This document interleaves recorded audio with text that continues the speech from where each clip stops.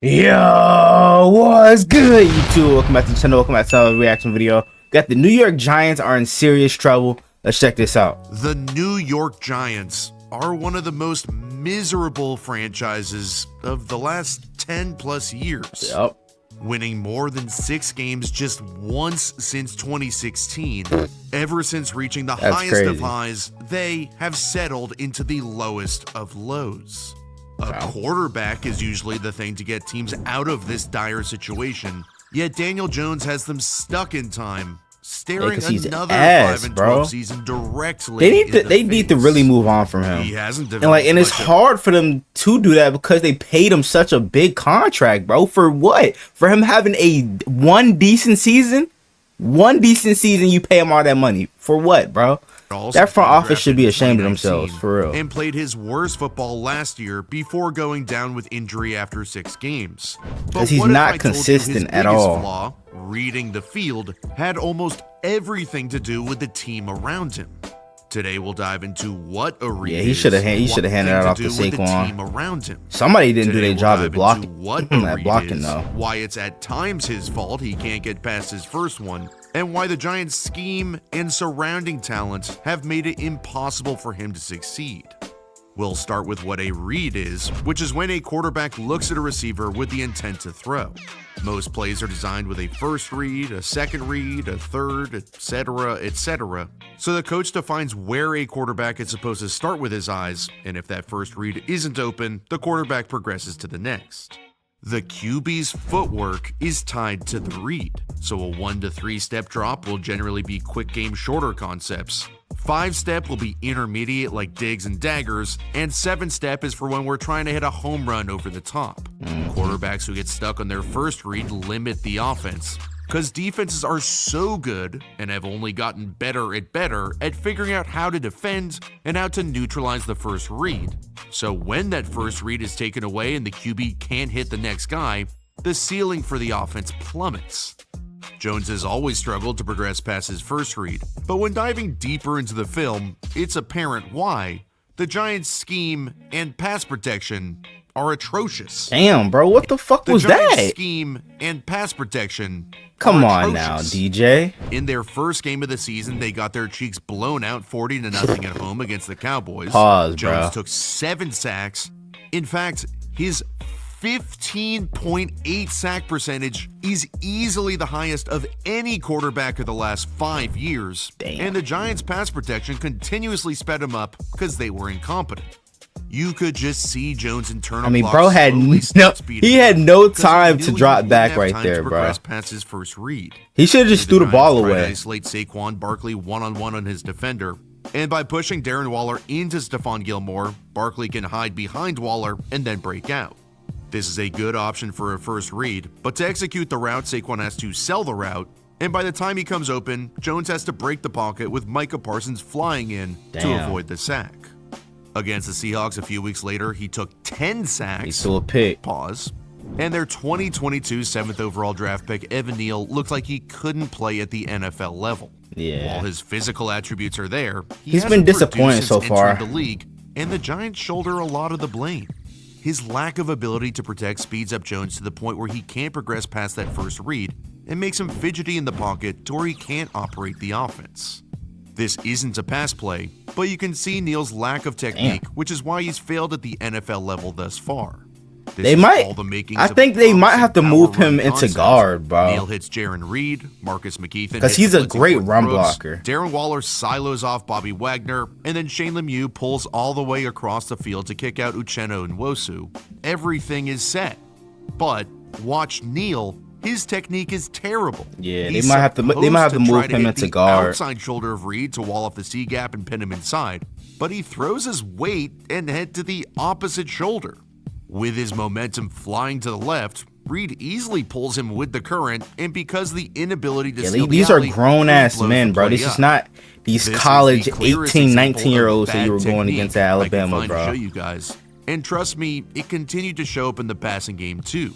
Jones was one of the most pressured quarterbacks in the league at 45%. Nearly 1 of every 2 snaps he was pressured, which is insane. so he became hesitant in the pocket and started fidgeting around when that first read wasn't there. The pass pro was horrible, and as I mentioned, so was the scheme. The Giants have done a terrible job of acquiring talent for him to throw to, and the way they deployed that talent has been even worse. Okay. Whether it was featuring Cody Bellinger and making him the first read to where, yeah, if he gets pressed, he's not going to win, or betting everything on Darren Waller being the guy when he'd already been declining, and now he's doing music in the ocean or something. This is not the route running ability of a dynamic NFL receiver, and when he's the first read in the concept, that route is you are pretty much doomed. The actual play designs were terrible too. Bro, I can run a better route than that. There, the small details were lacking. Certain aspects of plays were installed for no reason. First off, this concept is designed as a 3-level stretch. Darius Slayton runs off the coverage deep, so he's not even in the progression. And then Jalen Hyatt runs the deep over as the first read with a flat route to make Jamal Adams either fall back deep opening the flat or vice versa. But for some reason, the Giants have Slayton run a stutter go double move. And while it doesn't affect the play too much, it creates a slightly muddier read to the outside. Then flipping over to Hyatt, this receiver always runs what's called a stair step technique to keep the cornerback deep and away from undercutting his route. Okay. Stair step is when he's starting to run this crosser, but instead of just running flat across the field, he steps into the corner to push him deep and threaten him vertically. So that the Hyatt was a rookie, so he still got a lot to learn. And my third issue with the concept, usually teams run a flat or late flat underneath to stretch out Jamal Adams like I said. But with Paris Campbell and Bellinger doubling the end, there's no flat, at least when there needs to be. Adams isn't threatened, so Jones is forced to throw late and Campbell gets blown up. Let's adjust the type of play fake to an outside zone run and put Breida on the end so Campbell can run quicker to the flat. Or, if we're that worried, he can bang him inside and Breida can take the outside, but these little details were never thought of and compounded into giant issues. Or there was a time where they ran this drift concept, but once again the details of the play were missing and Jones technically takes one of his 10 sacks here. The drift concept is a quick hitting over the middle play action concept where the receiver takes 5 quick steps and on his 5th breaks over the middle. Timing is of the utmost importance on this concept because Jones is going to hit his back foot and the moment he does, lightweight without seeing it's open, he's letting it rip. But Isaiah Hodgins stutters at the top of his route and throws off the timing, and it's not open. You can see right when Jones hits the top of his drop, if Hodgins is here, there is a tiny window to fit it through. But there's a lack of attention to detail with the Giants that makes promising plays turn into dead ones. Sometimes the players don't play full speed. Here the rookie Jalen Hyatt's job is to run off the coverage, but he jogs out of the gate knowing he probably won't get the ball. What the and the hell? defender isn't threatened and the pass is almost intercepted. The Giants just did not know how to prepare their guys to get them on the same page. So even if the play calling is okay, even if the talent is there, both weren't, if your guys aren't communicating properly, nothing is going to work. Here it looks like Cody Bellinger is getting his ass kicked and Jones takes a sack, but that's not the case. You can see after the play that Bellinger is yelling at Evan Neal to C block, which is when the tackle and tight end combo block together. Evan Neal. Center and guard is an A block, guard and tackle is a B, so that's why this should have been a C. You can see Bellinger takes half of the lineman because he's expecting Neal to help him inside. And why would Neal even be trying to push so far horizontally when we're trying to protect for play action?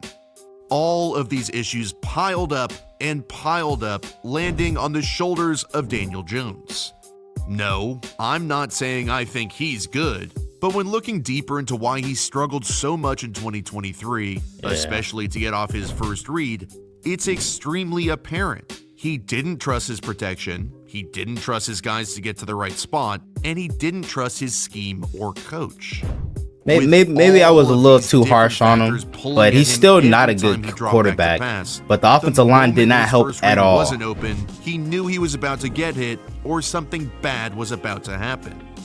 This is not how you develop a quarterback. I don't think Jones has the raw ability to be that quarterback that you can easily build from the ground up. Due to his lack of natural ability, he's gonna be harder to develop. But after the Giants went to the playoffs and upset the Vikings in 2022, and then gave him the extension, it was then time for a good organization to build off their new established base, but instead, they crumbled. The Giants will continue to be mired in their losing ways come 2024 because they failed to build a true foundation. The question of whether or not their quarterback is good is a challenging one to answer, even after reviewing the film, because almost no QB could have survived these circumstances. However, Brian Daboll did have big success in year one, so he is capable of doing it. If he can turn it back around and do the same with Daniel Jones, the Giants could finally find some real success.